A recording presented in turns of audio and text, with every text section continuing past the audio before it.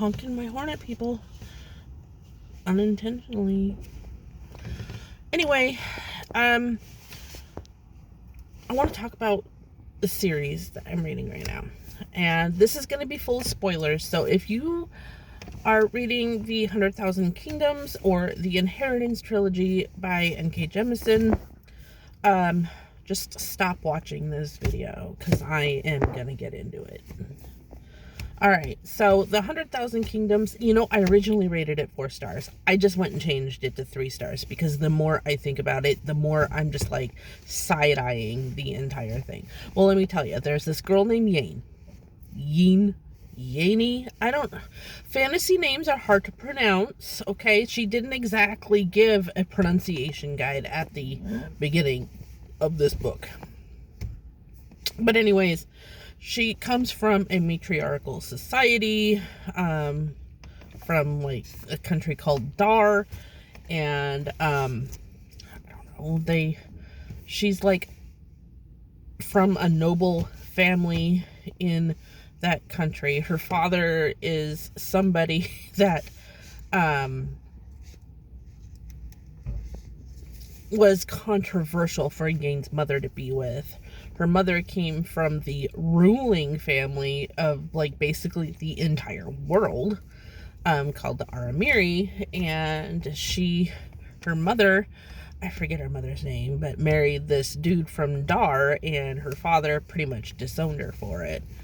And the Aramiri are really cruel. We'll get into them in a minute. But, Yane she was raised in Dar, and in this society, when a young woman comes to age, generally about 17, she has to fight like the strongest warrior, a man, in this little town. And she has to defeat him, so it's basically to the death. If she loses, then, like, she has to be graped or SA'd. I'm trying to avoid algorithms, so please don't come at me about, like, changing the words. I think you know what I'm getting at. Well, she has to do that, or have that happen to her in front of the entire frickin' town. Everybody gets to watch her be completely humiliated and taken advantage of and assaulted. But she wins on a technicality. She loses the fight. So, I guess while she is being graped, she stabs the guy. And then all of a sudden, she's the winner? No, you don't win. You lost. And now you're being graped in front of everybody. I'm not saying it's right, but you're stabbing him after the fact, which, I would have stabbed him too. I'm not judging. It's just, you technically didn't win. Now you just murdered. But whatever. So anyway, her mother dies. She was assassinated. I think it was poison. And then she is summoned to this place called Sky. So basically it's like this floating palace, by her grandfather. And he basically tells her, I'm naming you an heir. My niece and nephew are also heirs. You guys basically have to fight in a competition to inherit the throne. So, there's a lot of, like, different politics and a lot of, like, just scandalous shit going on. And there's, like, this really ruthless woman, Skymina, whatever. And, she thinks she's, like, tough shit. Well, let me tell you, there are 3 gods. There's Tempest, Nahadath, and I don't know, there's more than one. But it's like Tempest and Nahadath were 2 of the original gods. And then there was a third, her name was Anifa, but a tempest killed her, and but before that, I guess she was fucking both of her brothers, so they have these kids, these little godlings, which, because they are from gods, they should be considered gods too, but apparently they're just, a little inferior. So, there's several of them in the palace, and they're all enslaved because Tempest murdered Anifa, and then he gave the Aramiri family these godlings, and his brother, who's just like one of the original gods, he gave them all in slavery to the Aramiri family, and they use them to their advantage. Well, it comes out that Yin is carrying Anifa's soul within her, and everybody expected Anifa's soul to basically overwrite Yin's and just become Anifa.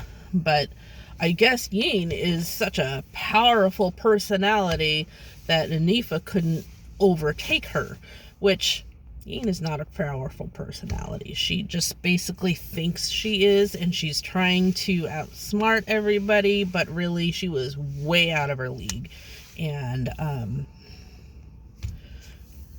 basically running scared most of the time.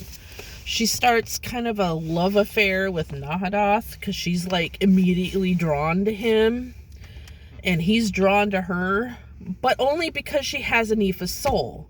Anifa was his lover, as well as his sister. Gods love to keep it in the family. So, he doesn't really love Yin. He loves a part of her that's Anifa. And I suspect, and I pretty much gathered, that it was Anifa within Yin that was making her drawn to Nahadoth. And, they kind of had this tense sexual chemistry going on. And while I will admit it was enticing and it was exciting to read, and that part was written well. However, I disagree, because it's like, girl, he don't love you. He loves the aspect of you that is carrying around his sister's soul. That is the only reason why he has anything to do with you. But I don't know. She goes through all this shit, and then at the end, she was apparently being set up to be a sacrifice for the Intempins to basically tamper down everything and keep control of these gods and godlings.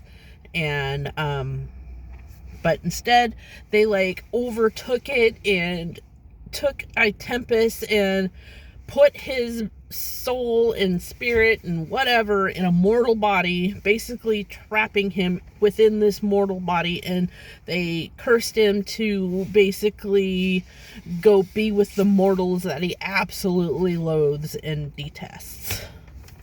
And then Yin like changes into a goddess somehow, and now her and Nahadoth are like la-di-dying together in like the future. I don't know, but it just seems weird. I liked it better than I'm liking the second one. I'm reading the second one right now called The Broken Kingdoms, and I am fucking confused. We got this blind girl named Ori. Is she magic or is she not? And then she's also screwing this godling named Madding, which, where the hell did he come from? I only knew of the few that were living in the Aramiri Palace. And all of a sudden, there's like a whole shit ton of godlings that are in this area called the Shadow or a tree. I have no idea. It is not explained. I don't know what's going on. I don't even know where these people are. I guess these godlings were in some kind of god realm that was never explained or even spoken about. Yeah, so now they're here, and we're all like, who the fuck are these people? And now I guess Yin is some major goddess player in everything, and they all answer to her. They call her mother. Even though she's not. I don't know. I guess Ori has this person that's hanging around her that doesn't really like her very much. She doesn't like him very much. She calls him shiny because he doesn't speak, and she can see magic, so when she looks at him, she sees a shiny person, like, because he's really shiny.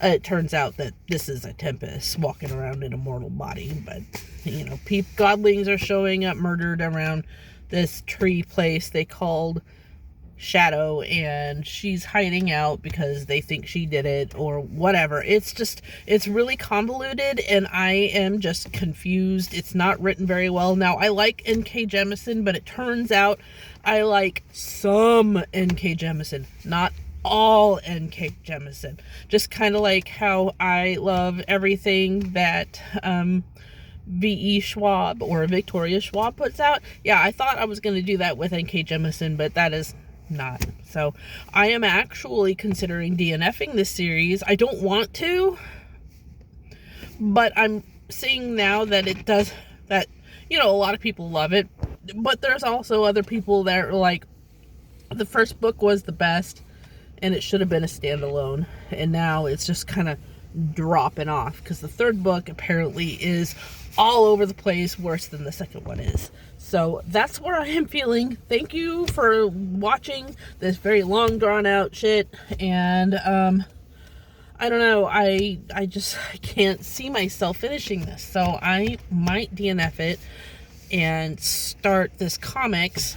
I'll take a picture and post it to my Instagram later, and yeah, I'll just probably start the next Kindle book I'm gonna start is probably going to be the new Stormlight Archive book that came out from Brandon Sanderson. I might have to like Google spoilery summaries of the last few books because it's been a while since I've read the fourth one. So yeah, I'm just really excited to read this next installment. So fantastic. Now thank you for coming along on this ride, and I'm gonna go get my shit from Walmart, and I hope y'all have a wonderful day.